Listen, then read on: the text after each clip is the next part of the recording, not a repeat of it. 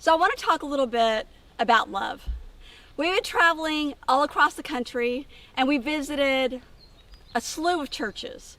And everywhere we went, everybody was very welcoming and warm to us. And they did a lot of preaching about a lot of things. And one of the things that I noticed over time was this: a lot of the preaching and a lot of the teaching were very political.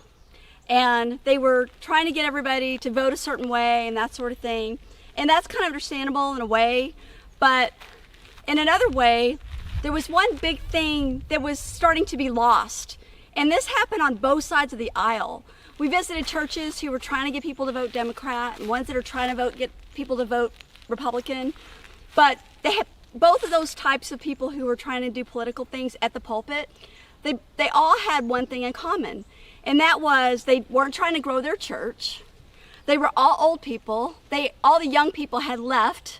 And the people had been in this church for generations. So they had children and grandchildren, great-grandchildren even raised in these churches. But when we looked around, we didn't see any of those people. The only ones we saw were the old people.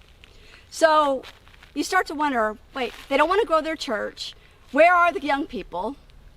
What's going on? And it all boils down to one thing: love.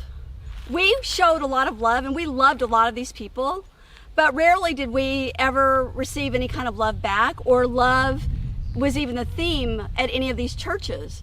So I just want to remind people, and maybe ourselves, that sometimes we do so much talking and arguing with politics and this and that we forget the whole entire point of what we're here to do.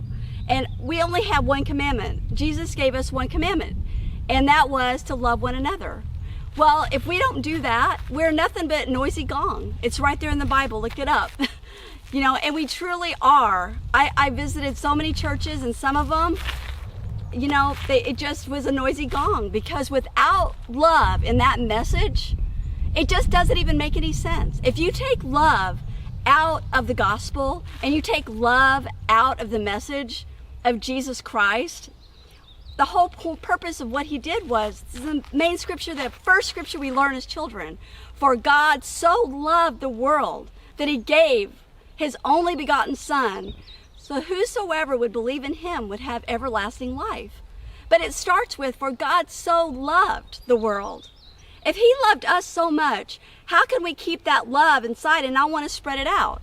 And I had this revelation or vision or epiphany or whatever you want to call it the other day, where I saw love coming into me, and for whatever reason just stopping it, like from shame or from whatever, from not wanting to associate with other people even. And what happens, it's kind of like a toaster. God's love is like electricity. If you bring electricity into a toaster from two sides, right? The electricity comes in and it just sits there and it gets those elements hot, and they get so hot that eventually it will burn the toast, or maybe even burn your house down if you leave it on long enough. So if you bring love in and you bring all of that power and electricity in from God, and you just keep it and you refuse to give it out, whether you refuse to give it out because you don't want to give it to people, because you want to keep it for yourself, or you're ashamed to give it to people because you're embarrassed, or whatever the reason is, you have to give it out, because that love is supposed to flow throughout the world. If we do not bring Jesus' love in to us and let it go out, it becomes something else, and it's no longer Christianity. And that's why the young people are not being attracted back into the church. Why would they?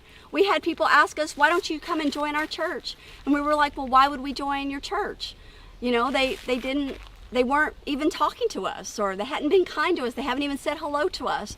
And why do we want to join a group of people that were not showing out any type of love? So if that's what we want to do on this earth, if we want to be Christians and we want to call ourselves that way, we need to find the way, and the way is only through love.